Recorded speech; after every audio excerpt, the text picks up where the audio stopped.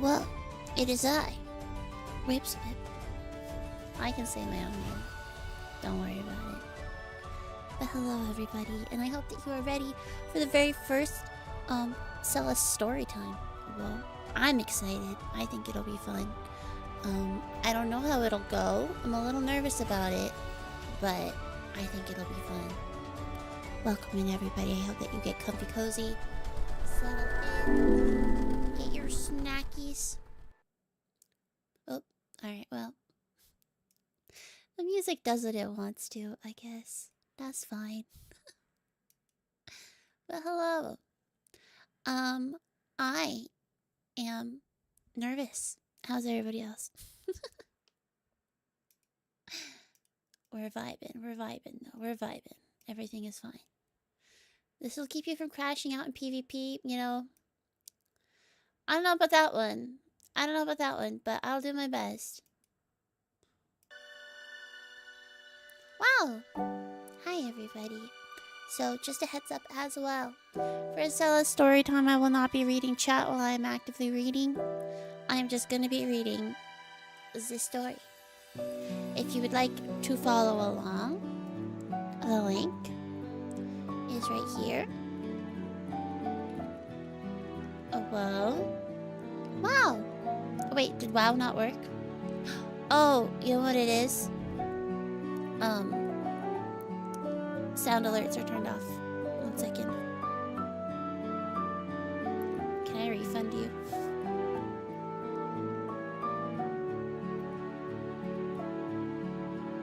One second. We can, well, I'll do it after. Is that okay? So no sound alerts are on. No alerts are on. It is just us and this, and then we will do normal stream. So, I mean, I guess I could turn off sound alerts. No, it's okay. It's gonna be like 40 minutes. It's gonna be like 40 minutes. I'm just gonna tell you a story. No alerts, nothing.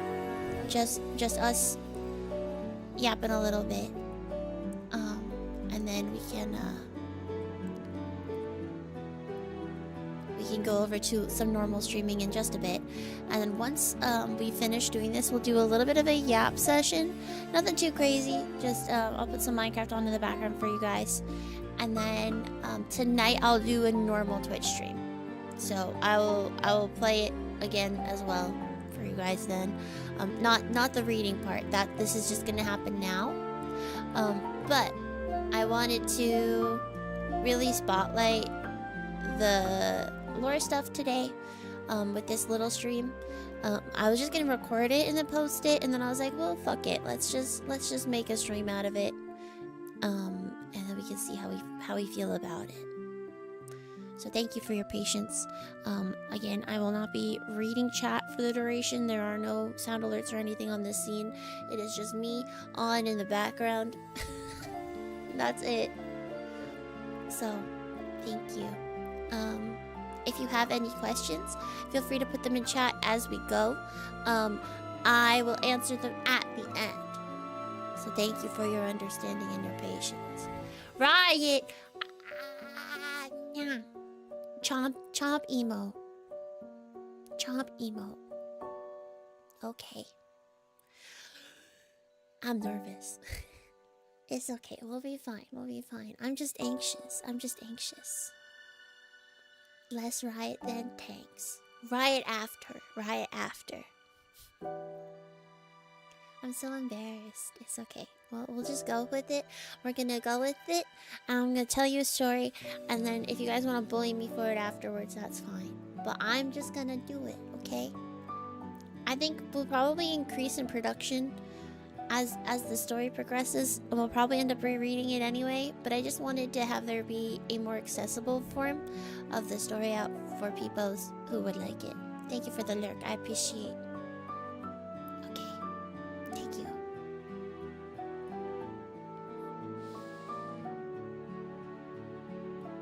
I feel like I should have something that delineates it more, but I also don't really know what I'm doing. So thanks, guys, for coming to the pilot. This is where we try to figure out what we're doing. Don't worry, we can edit all of this out, right, guys? But anyway, welcome to Selas. We are reading chapter 1 of our cute little Selas lore web novel. I think it is a very fun, cute little story. You have a special reading room next time. We preface here and then transition to the room. Well, this was supposed to be the special reading room. And then I just decided to start here. But that's okay.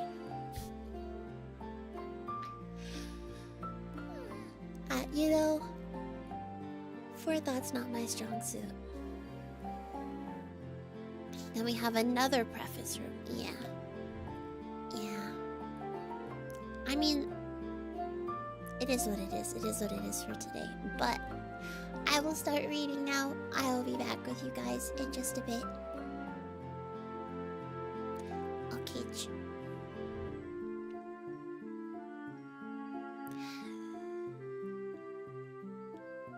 Should I wait for the song to start again?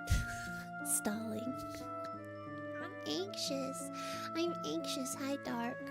I'm trying to read the lore to you guys so that you guys can just listen to it instead of having to read it if you prefer to listen to things. Stall spin. Listen. It's fine. Okay.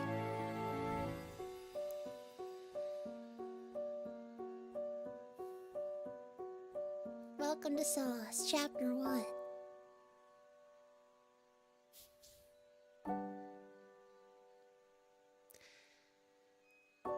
One must be wary in dealings with the Fae.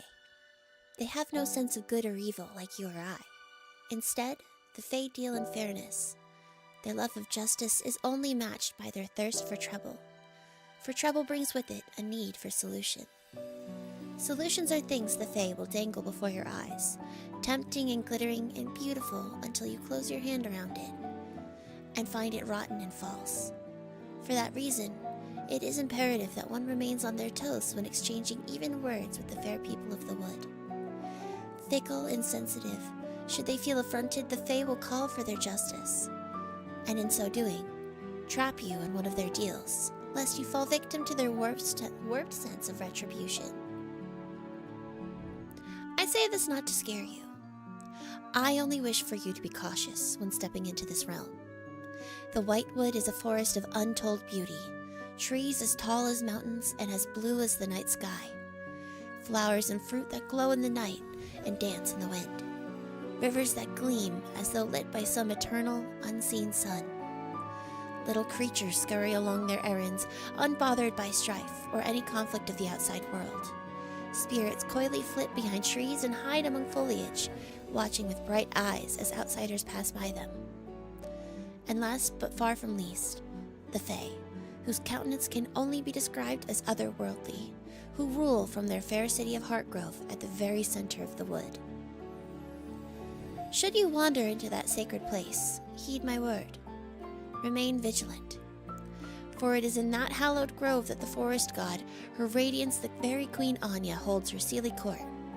It is here that the ancient white tree's roots stretch deep into the ground, drinking deep of the land's magic. Tiny lights flutter about the streets, littered with enchantments so old and rich and deep that you can nearly taste them. Overhead, large gilded apples hang temptingly from the branches of that great tree, reflecting as much light as they seem to give off, bathing the grove in a soft golden glow.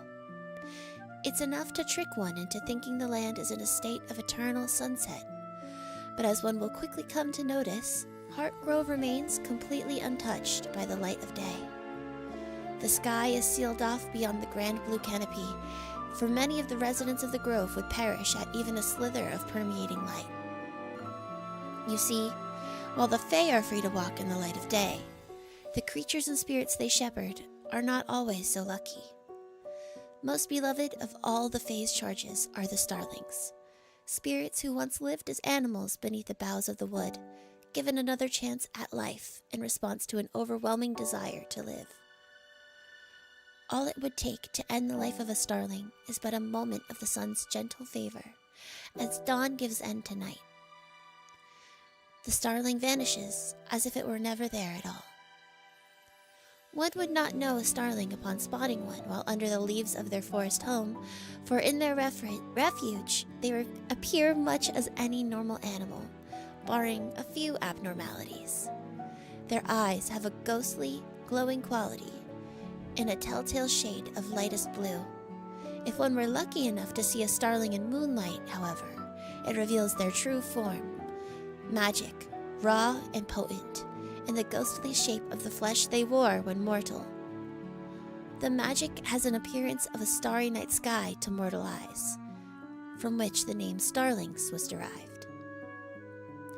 While the Fae may oversee the dealings of day to day in Selas Whitewood, there have been rumors that perhaps there has been a change in the wind.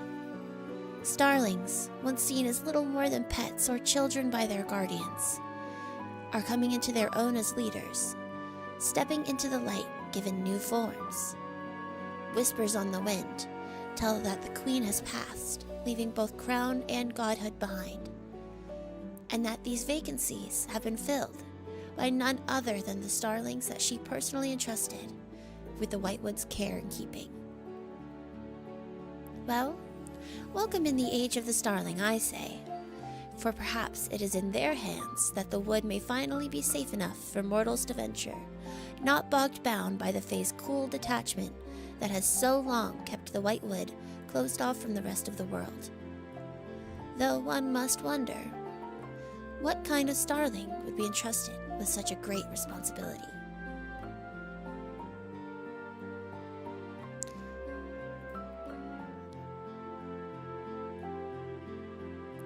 Fee really wished the voices in her head would just shut up. It was fine when she was younger. Whispers on the wind, faint murmurings in the leaves, a soft cry echoing in the glen. All of that was easy enough to dismiss, to ignore, to brush aside and continue on living. If that was all that they were, Fia would be more than happy to simply just let the voices do their thing. Go on, howl at the moon, disembodied voice. Find your joy. Unfortunately, though, in recent years, the voices had only grown louder, crying loud enough to keep Fia awake into the early hours of the evening. Shouts as clear as day, loud enough to make the little black fox stop dead in her tracks and look all around for whoever needed their help.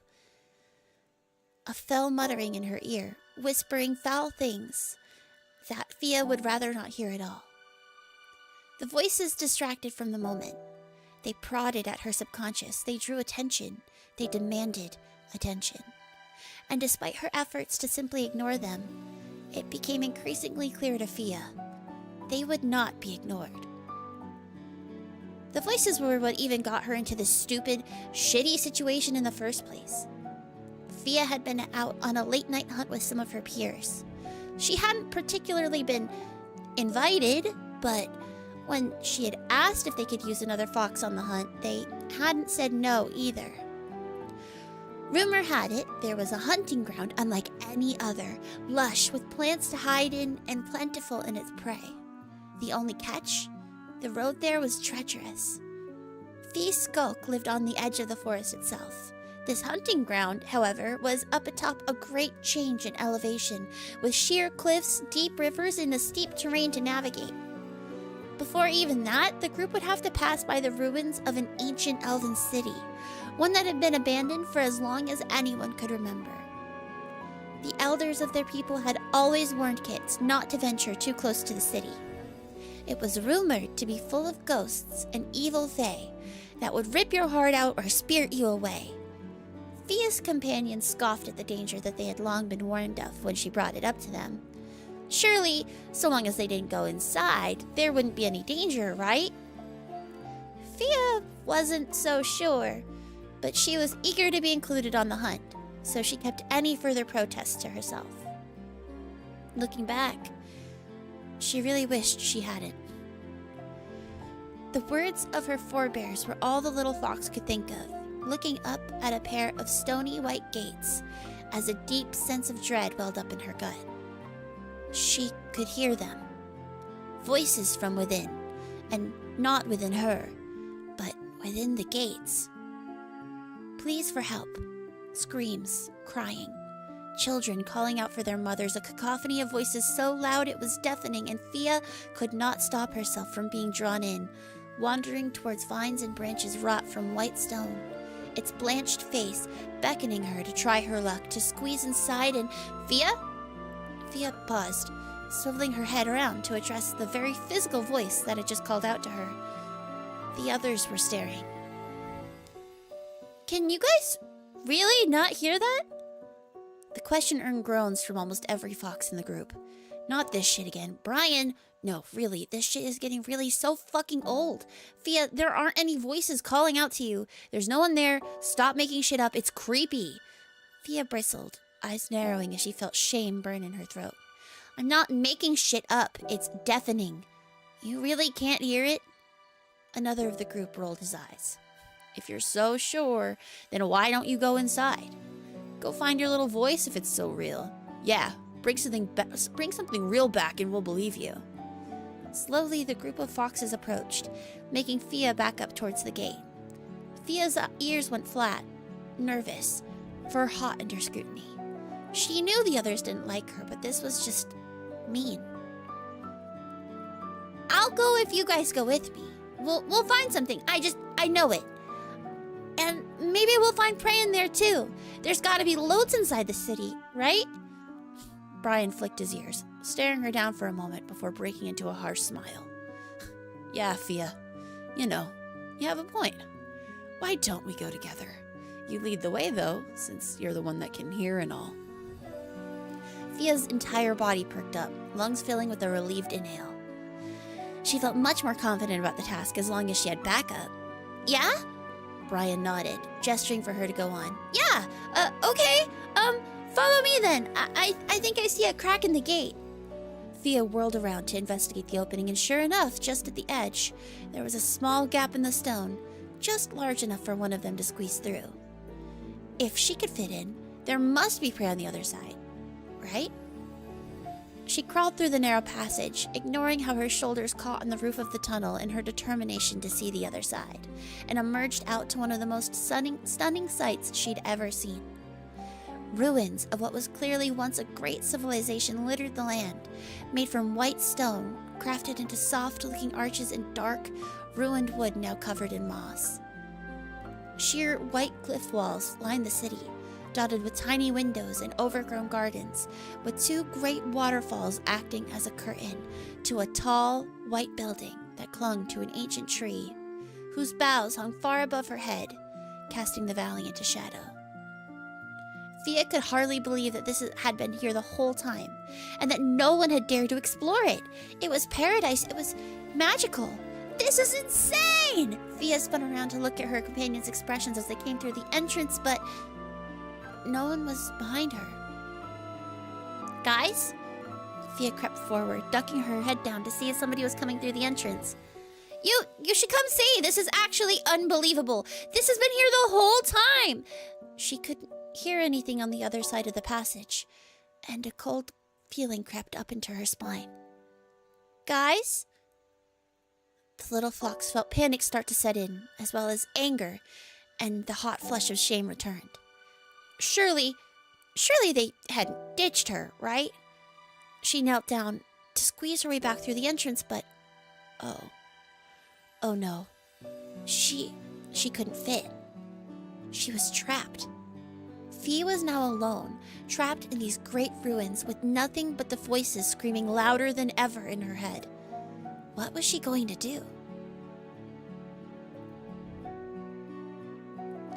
Fia's feet hurt. She'd been wandering the ruins for what felt like hours, searching for any way up the cliffs or any way inside the giant large building that hulked on the far wall of the glen, but she'd had no luck at all so far. Inexplicably, there also seemed to be no life in the city at all, apart from the plants that clung to the buildings. Perhaps, if these were the only problems that plagued her, she would not mind quite so much. But there was a far larger issue that loomed over all the rest. The cacophony had faded into the background, muting itself as Fia grew numb to the constant stimulus. It was as they began to fade, however, that one voice in particular seemed to worm its way into her brain. loud enough that she could not ignore it. Your friends left you, little one. She wasn't going to answer it, but she gritted her teeth at the implication that she was ditched. True or not, she didn't want to be mocked by some imaginary voice in her own head. Curious you can hear me. What is your name, little one?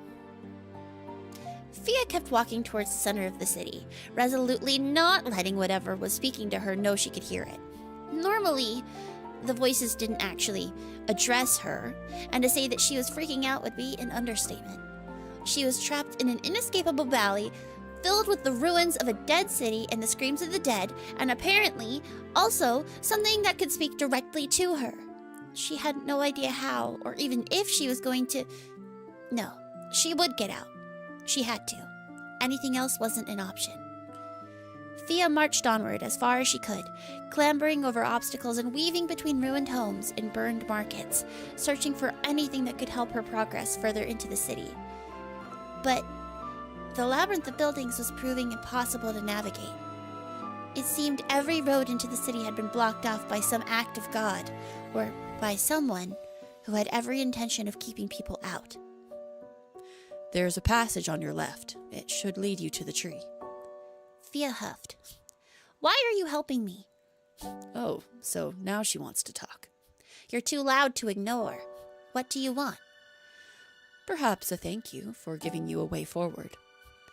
Fia scoffed. We can talk about that when I actually get out of here. Somehow, Fia got the sense that the voice had just rolled its eyes at her. She shook her head.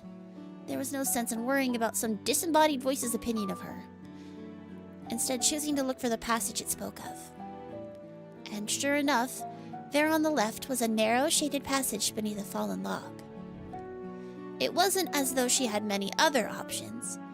The voice could be leading her to her death for all she knew. But if she stayed where she was, she would die anyway without food. She huffed, steeling herself. She could do this. She would get out.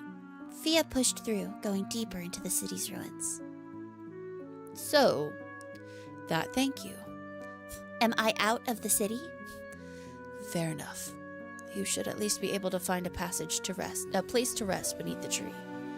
Surely this all has been wearing you out. Would you lead me there?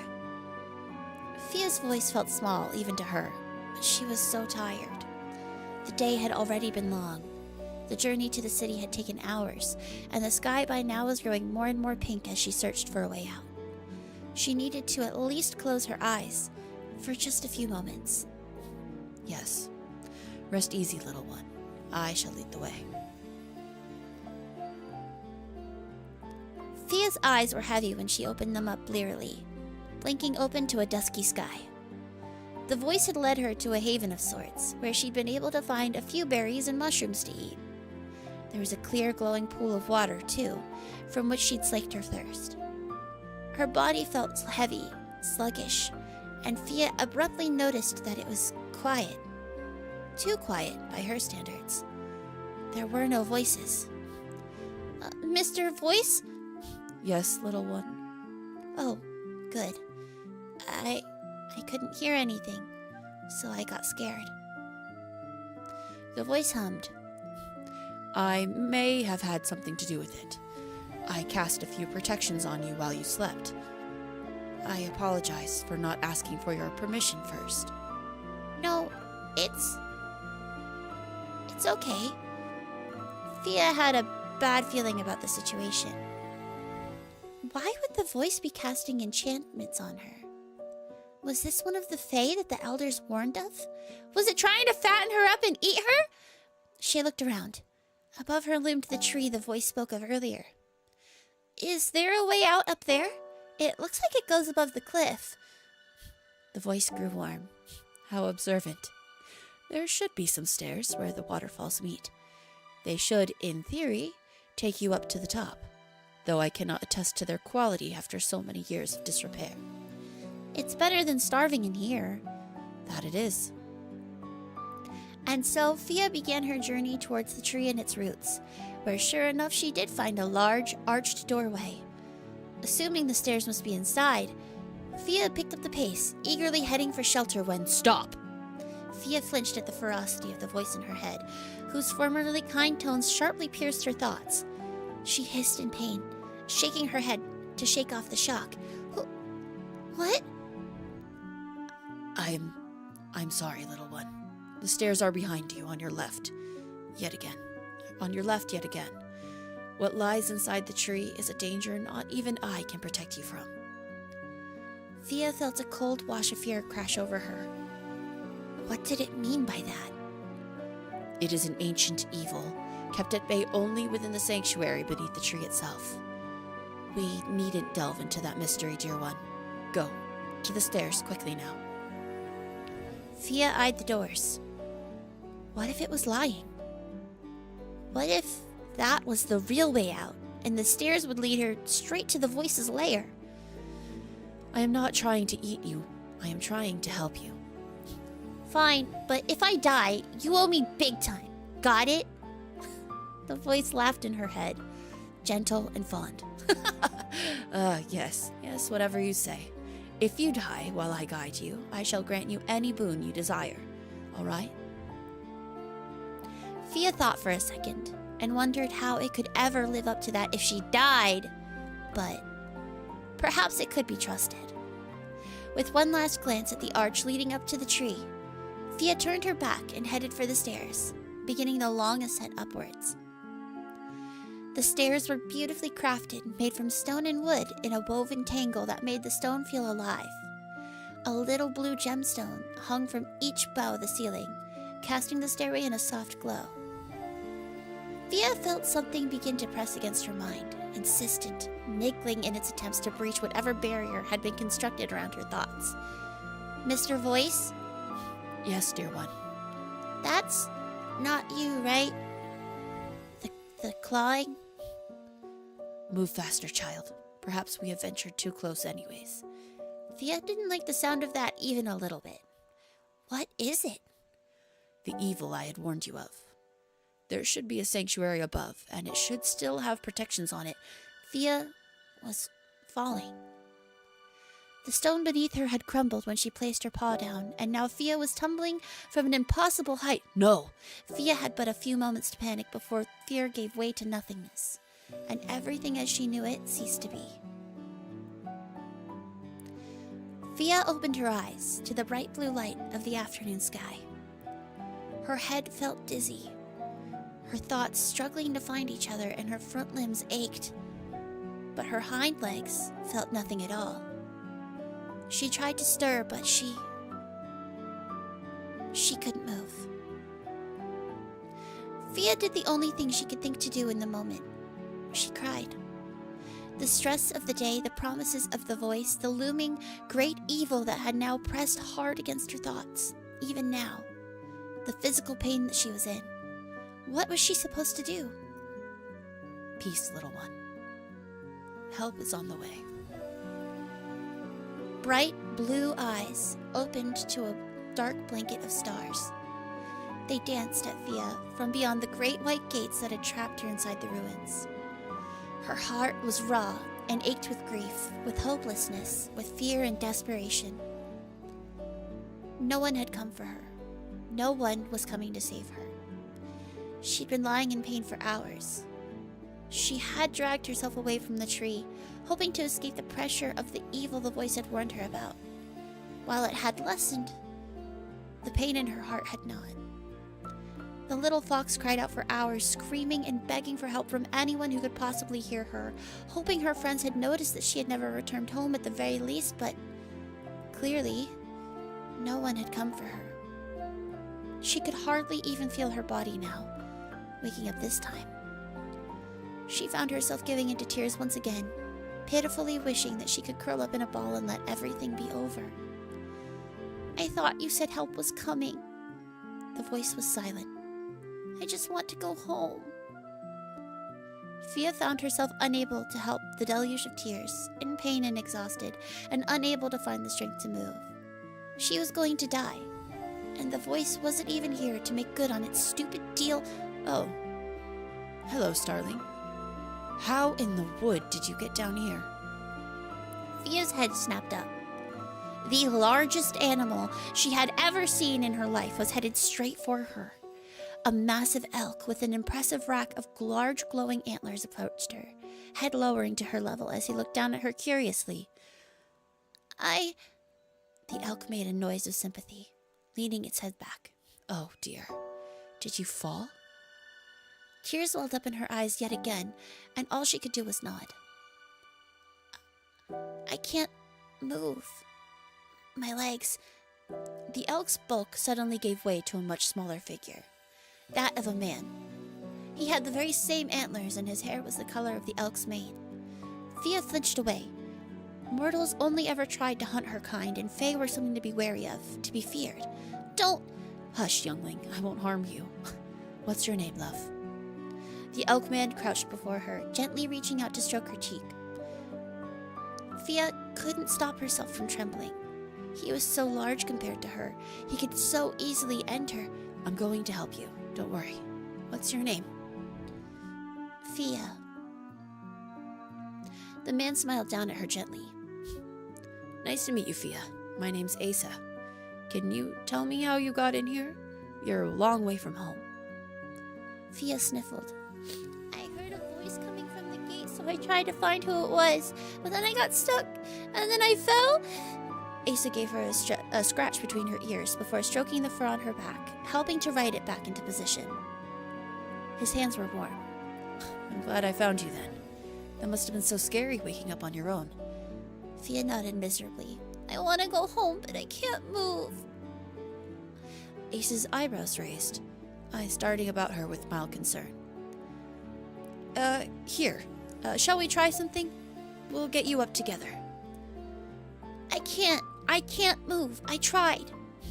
Trust me. Nothing that hurt you in life can hurt you anymore. I'll help, okay? Let's stand. Fia held her breath as she took a hesitant first step forward. Her body felt light, weightless, and with little struggle her body rose to stand firmly on her own. Asa smiled encouragingly, leaning back now that she was standing, and he beckoned her forward towards him. Fia beamed with joy at being able to move again, doing a happy spin before bounding straight at her rescuer. The man barked out a laugh. See, what did I say? The little fox nuzzled up to under his chin, squirming happily in his embrace. How did you do that? I thought I would never be able to walk again. Was that magic? A fleeting regret crossed Ace's face, closing off his expression as he looked at something beyond her. Fia turned to follow his gaze, spotting a black fox. Oh. Is that me? Asa swallowed, looking down at her and resuming the soothing pets he'd been giving her just moments earlier. I wish I could tell you differently, Starling. I can't go home ever again, can I? I'm sorry, Fia. Fia was quiet for a moment, letting everything sink in. So, I'm dead? That fucking voice owed her a favor. In a sense, I suppose. You're a starling, a spirit of the wood. I'm a spirit? Even more technically, you're Fae now. Fia gaped up at her savior. Does that mean I can do magic? Asa blinked. Yes, of course. With training. A smile spread across his face again. That's really what you're thinking about? Well, duh. Who doesn't want to do magic? I do suppose you have a point. Asa stood, keeping her cradled in his arms. Now, shall we get out of this place? Fia shifted to get more comfortable in his grasp, nervous about being so high up off the ground again. I just found a typo. But feeling safe and secure in the kind elk's arms. Yes, please. I've been stuck here for days, I think. How did you get in here? I had to crawl through a hole in the gate. I opened the gate. The normal way. It has a password. Fia's head wrenched back, Fia's head wrenched back to look up at him once again. A magic password? What is it? The elk man seemed to hesitate, a light flush coloring his cheeks as he weakly muttered, "Fuck you, Asa." "No way." Unfortunately. The one who set the password has a sense of humor. Asa sighed, clearly fond. And no one else would ever use it. That's valid, I guess. Asa smiled down at her, a mischievous glint in his eyes. Do you want to open the gates when we get there? Can I really? Just this once. Deal. And the two set off on their long journey back to the gates. Long though it was, neither could foresee how far the road they shared would stretch, even beyond that gate.